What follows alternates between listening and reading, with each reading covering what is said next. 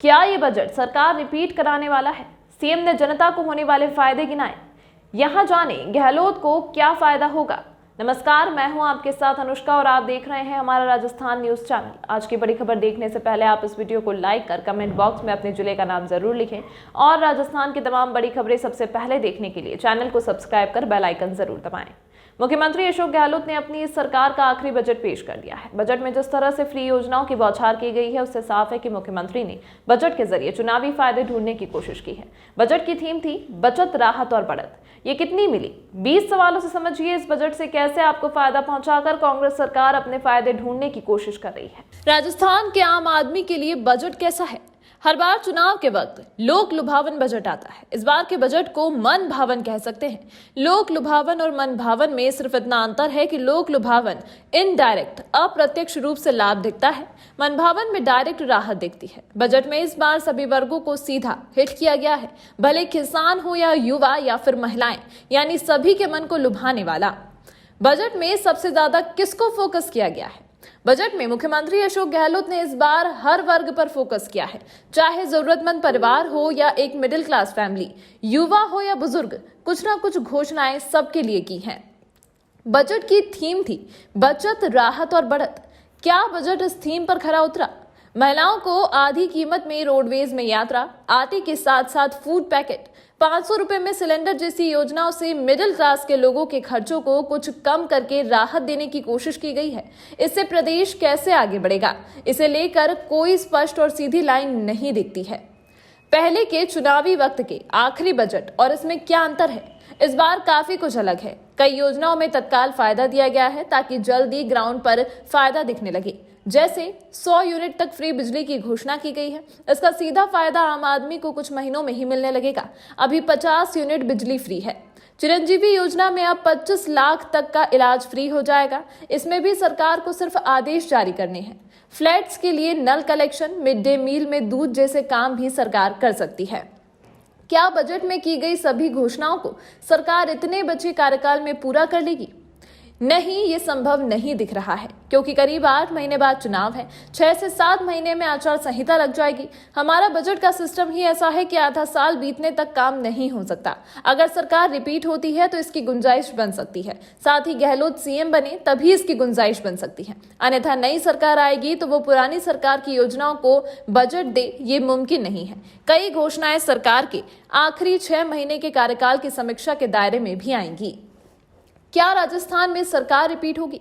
ये सवाल अभी पॉलिटिकली इनकरेक्ट होगा, क्योंकि चुनाव बहुत बार इमोशनल मुद्दों पर लड़ा जाता है। ऐसे में ये कहना जल्दबाजी होगी। हालांकि बजट को इसी सोच के साथ बनाया गया है जिससे 2023 और 2024 के चुनाव को टारगेट किया जा सके। गहलोत ने अपने भाषण में खुद ही कहा कि उनका टारगेट 2028 है। इससे ये साफ है कि वे 2028 तक तो कम के कम रिटायर नहीं हो रहे हैं।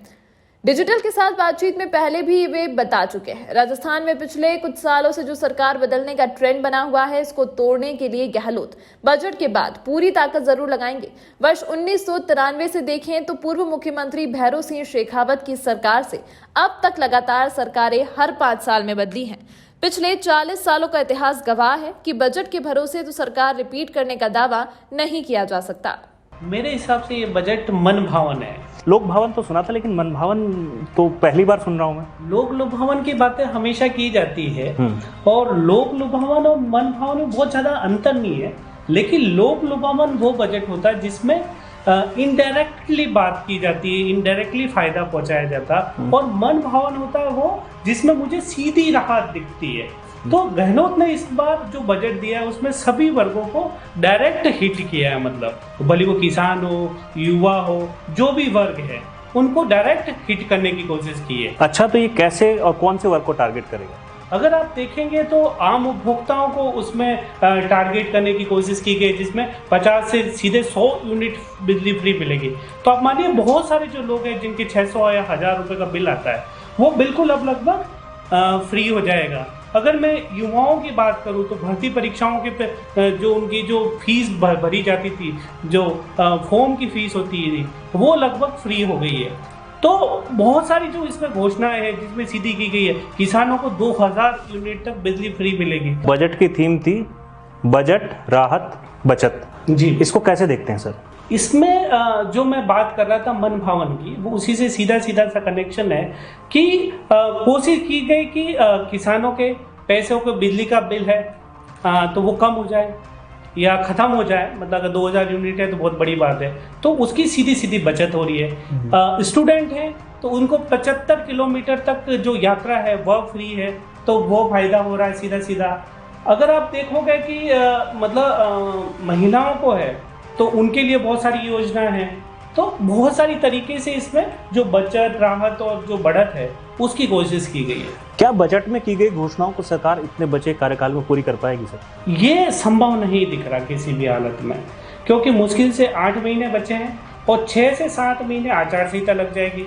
तो हमारा बजट का जो सिस्टम है कि आधा साल बीतने तक तो काम ही नहीं होते, तो ऐसे में ये नहीं कहा जा सकता कि ये बजट मतलब की जो घोषणा है वो सीधे सीधे तौर पे मतलब पूरी हो जाएगी। क्या राजस्थान में सरकार रिपीट होगी? ये सवाल राजनीतिक रूप से इनकरेक्ट होगा, मतलब मैं उसको नहीं कहूँगा। चुनाव में भावनात्मक मुद्दे ज़्यादा हावी रहते हैं और हमेशा ये माना जाता है कि बजट ही सब कुछ नहीं होता, बहुत सारी चीज़ें होती है वो जनता अपने रुख पे तय करती है। और राजस्थान में पिछले 40 साल से ये ट्रेंड बना हुआ है कि एक बार इसकी सरकार, एक बार उसकी सरकार। सर, विपक्ष और एक्सपर्ट का कहना है कि ये बजट हवाई है, क्या ये संतुलित बजट है? विपक्ष के पास इसके अलावा और कुछ कहने का विकल्प नहीं है। जब भी जिसकी सरकार होती है वह यही कहती है कि हवा हवाई है, लेकिन अगर मैं बात करूं तो कई सारी योजना है जिनका बहुत ही तत्कालिक फायदा मिलने वाला है, इसलिए इस बजट को बैलेंस बजट या संतुलित बजट कह सकते हैं। एक आम राजस्थानी को इस बजट में क्या बड़ी राहत दी गई है सर? आम राजस्थानी को जो इस बजट में सबसे बड़ी राहत मिली कि इस बजट में कोई भी किसी तरीके का टैक्स नहीं बढ़ाया गया है।